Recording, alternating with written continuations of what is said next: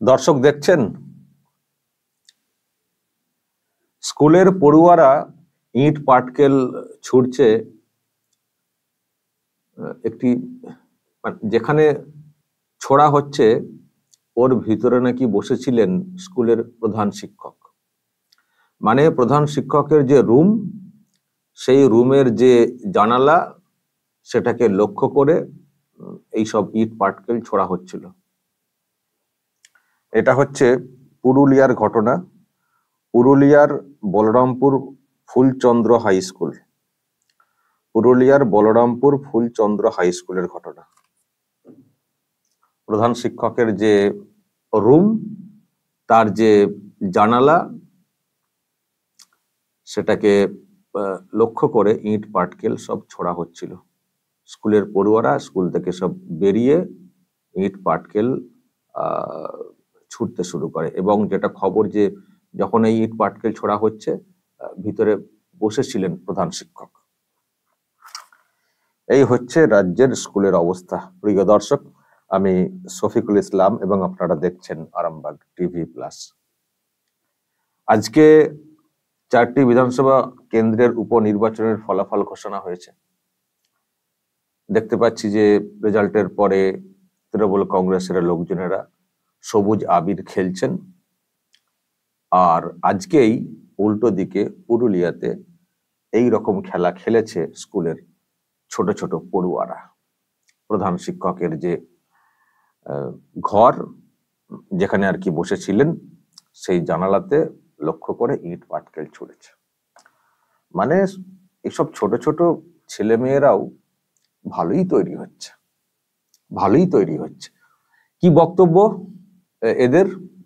এদের বক্তব্য হচ্ছে যে মূলত ক্লাস 6-এর অভিযোগটা ছিল যে তাদের যে ক্লাসরুম, সেখানে নাকি ফ্যান নেই, প্রচন্ড গরম, আর সেই সঙ্গে মানে আরো অন্যান্য সমস্যা। সেই সমস্যা সবারই, যেমন হচ্ছে যে পানীয় জলের সমস্যা, এমনকি মিড ডে মিল নিয়েও বলা হচ্ছিল যে রোজ খিচুড়ি খাওয়ানো হচ্ছে বা এরকম।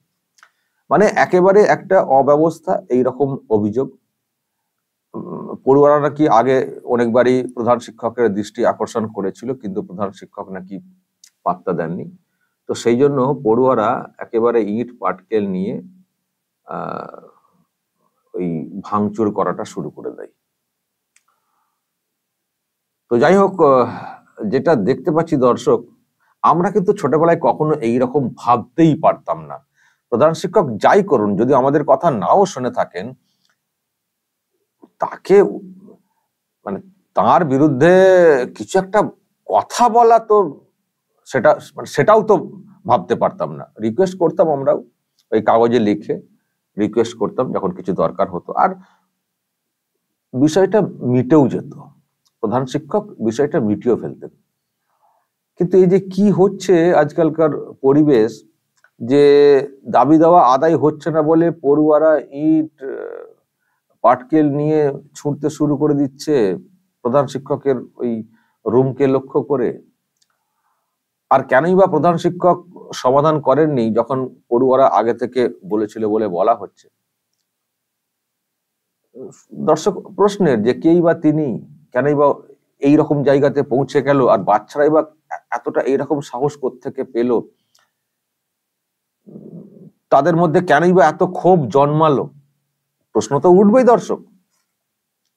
তো খুবই অবাক করা একটা ভিডিও, যে প্রধান শিক্ষকের রুমকে, জানালাকে লক্ষ্য করে ছোট ছোট পড়ুয়ারা কতটা বেপরোয়া, তারা এইভাবে ইট পাটকেল ছুটছে। ভাবুন দর্শক শুধু, যে রাজ্যের শিক্ষা প্রতিষ্ঠানের হালটা কোন জায়গাতে পৌঁছেছে, এবং এইসব ছোট ছোট ছেলে মেয়েদের মন মানসিকতা কোন জায়গাতে পৌঁছেছে।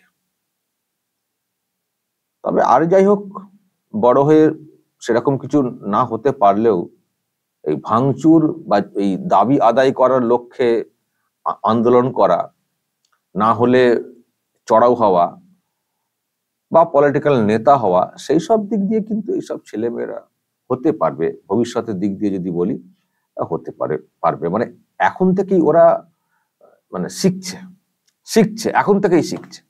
তো পরিবেশ, ওদের তো কোনো দোষ নেই, পরিবেশটা এরকম হয়ে গেছে, অচল অবস্থা হয়ে গেছে, তার জন্য ওরা এইসব করতে বাধ্য হচ্ছে। সেখান থেকে আস্তে আস্তে আস্তে আস্তে এবার যদি মনের মধ্যে মানে একটু বড় হলে যদি মনের মধ্যে পলিটিক্যাল ভাবনা একটু ঢুকে যায়, আরো এইসব বিষয়গুলো গ্রো করবে, ফলে আস্তে আস্তে ওই বাহিনীর দলে পৌঁছে যাবে।